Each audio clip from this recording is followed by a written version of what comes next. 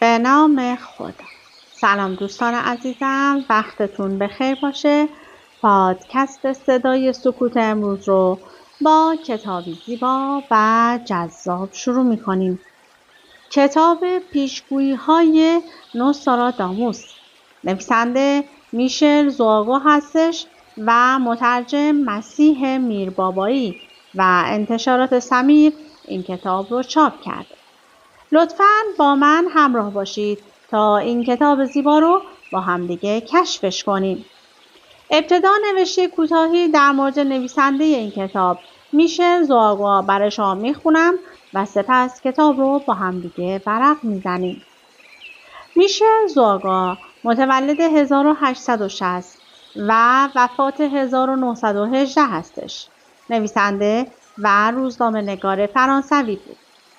او در سال 1860 در آژاکسیو به دنیا آمد. او خالق آثاری عموماً تاریخی و پرماجراست که در قرن حاضر با اقبال عام روبرو شده است. میشل زواگو در سال 1860 در آژاکسیو مرکز جزیره کرس متولد گردید. او تحصیلات خود را در رشته ادبیات با موفقیت به پایان رساند. سپس در کالج وین به عنوان استاد معانی بیان به تدریس پرداخت.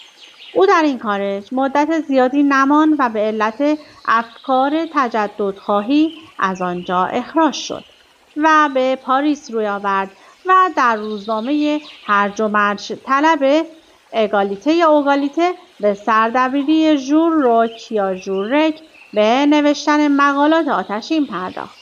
سال 1890 به خاطر مبارزات قلمی سخت و برخوردش با مخالفان سیاسی به زندان سن پلازی افکنده شد. اما معرفی کتاب نوستراداموس با نام واقعی میشل دی نوسترادام عطار و پیشگوی اهل فرانسه بود.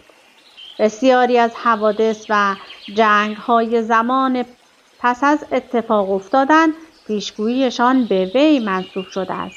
تا این لحظه حادثه‌ای قبل از وقوع با استناد به آثار وی پیش بینی نشده است. پدر او پیر دی نوسترادام در یک خانواده یهودی متولد شد و پس از ازدواج با یک زن کاتولیک به مسیحیت گروید.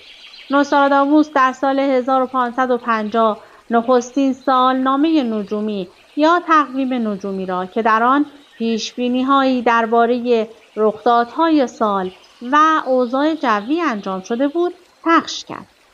برای نخستین بار نام میشل دی نوسترادام در این سالنامه نوستراداموس یاد شده و پیشه و کارشناسی او پزشک و آستروفیل نوشته شده است. کلمه آستروفیل هم که برای نخستین بار در این سالنامه نوشته شده به معنای دوستدار ستاره هاست. نوستراداموس این کلمه ساختگی را به آسترولوگ یا ستاره شناسی ترجیح داده است.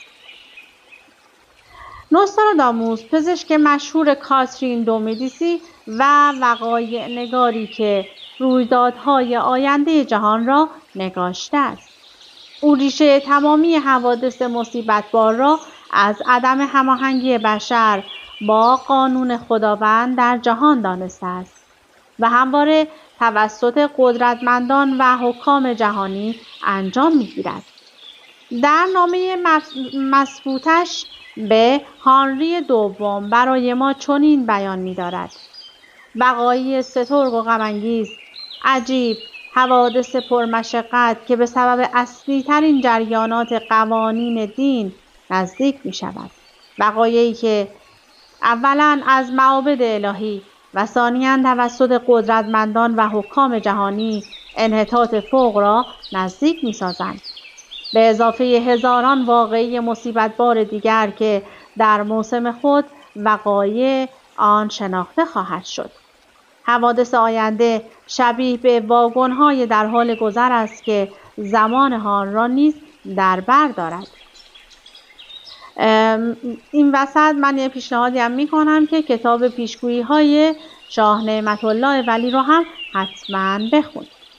اما فهرست کتاب پیشگویی‌های نوستراداموس به این شرح هستش: پیشگفتار: مشهورترین پیشگویان عصر جدید، نوستراداموس پزشک و اخترشناس ملک، اسرار سده‌ها، سفر شگفت‌انگیز نوستراداموس به آینده، رساله به هانری دوم پادشاه فرانسه، سده اول، سده دوم، سده سوم، سده چهارم، سده پنجم، سده ششم، سده هفتم، سده هشتم، سده نهم و سده دهم.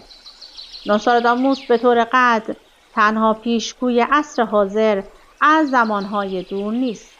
به طور مثال اولریش دو مایاناس پیشگویی‌های بسیار شگفت‌انگیز داشت. نوستراداموس در خانواده اسرائیلی یا یهودی متولد شد که با تغییر مذهب به کاتولیک گرایش پیدا کرد. دلیل اصلی شهرت نوستراداموس ستاره شناسی و علوم ماورایی او بود.